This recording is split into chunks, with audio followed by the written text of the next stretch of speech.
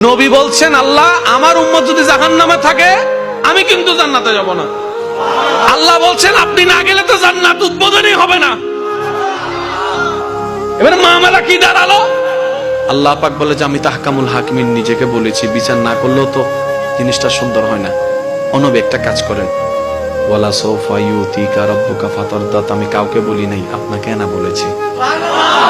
ওমা আরসালনাকা ইল্লা রাহমাতাল লিল আলামিন, কারো সম্পর্কে নাজিল করি নাই, আপনাকে দিয়েছি।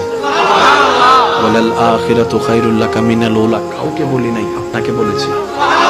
আর আমি আল্লাহ ভালো করে জানি আপনি হচ্ছেন উম্মতের দরদি নবী। আপনি নিজের জন্য কাঁদেন নাই, সন্তানের জন্য কাঁদেন নাই, পরিবারের জন্য কাঁদেন নাই, নাতির জন্য কাঁদেন নাই, যত কেঁদেছেন জীবনে সবকিছু উম্মতের জন্য। এমনকি হাসরের ময়দানে যখন সর্বপ্রথম আমাদের নবীকে আল্লাহর হুকুমে তোলা হবে, আমাদের নবী উঠেই জিব্রাইল আলাইহিস সালামকে প্রথম প্রশ্ন করবে, ও আমার ভাই জিব্রাইল, আমার উম্মত গুলা কোথায়? আইনা উম্মতি, আইনা উম্মতি, আমার উম্মত কোথায়? আমার উম্মত কোথায়? আমার উম্মত কোথায়? আমি ওঠার আগেই নাকি আমার উম্মতকে জাহান্নামে দিয়ে দিয়েছো নাকি? আমার উম্মত কোনো জাহান্নামে চলে গেছে নাকি? জিব্রাইল বলবে, ইয়া রাসূলুল্লাহ, প্রথমেই আপনাকে তোলা হয়েছে, এখনো আর কাউকে তোলা হয় নাই, প্রথমেই আপনি উঠেছেন। আমার নবী বলবে, আমার উম্মত গুলা কোথায়?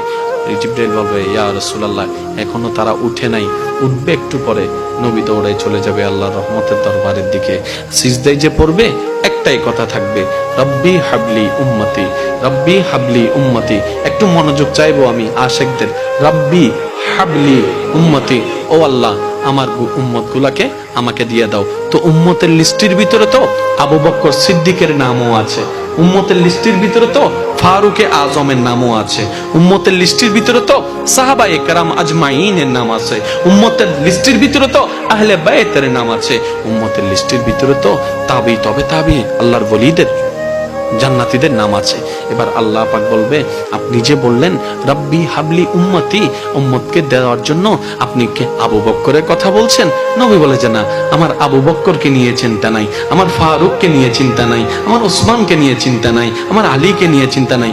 ও আল্লাহ, আমার উম্মতের ভিতরে যারা জাহান্নামের অধিবাসী হবে ওই উম্মতগুলোকে আমাকে দিয়ে দাও।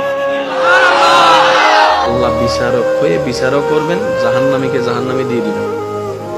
আহকামুল হাকিমের দায়িত্ব শেষ। এবার নবীকে আল্লাহ সিজদায় যাওয়ার অনুমতি দিয়ে সুপারিশ করাবেন। নবীর সুপারিশ কবুল করতে করতে নবীর উম্মতকে, আল্লাহর বান্দাদেরকে জাহান্নামী থেকে জান্নাতি করে দিবেন। জগৎ জিজ্ঞেস করবে, মওলা জাহান্নামী আবার জান্নাতি হয় কেমনে? ফেল কখনো পাস হয় না, পাস কখনো ফেল হয় না, কথা বলেন না। দিন কখনো রাত হয় না, রাত কখনো দিন হয় না, জাহান্নামী কখনো জান্নাতি হয় না।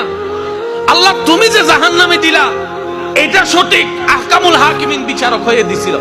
আল্লাহ জান্নাত পাইলো কেমনে? কই তোরা কি পড়স নাই সূরা ফাতিহা 3 নম্বর লাইন, মালিক ইয়াউমিদ্দিন, আমি মালিকও, আমি বিচারকও, আমি মালিকও। বিচারক হয়ে বিচার করেছি, যার যতটুকু প্রাপ্য তাকে সেটা দিয়েছি, বিচার শেষ।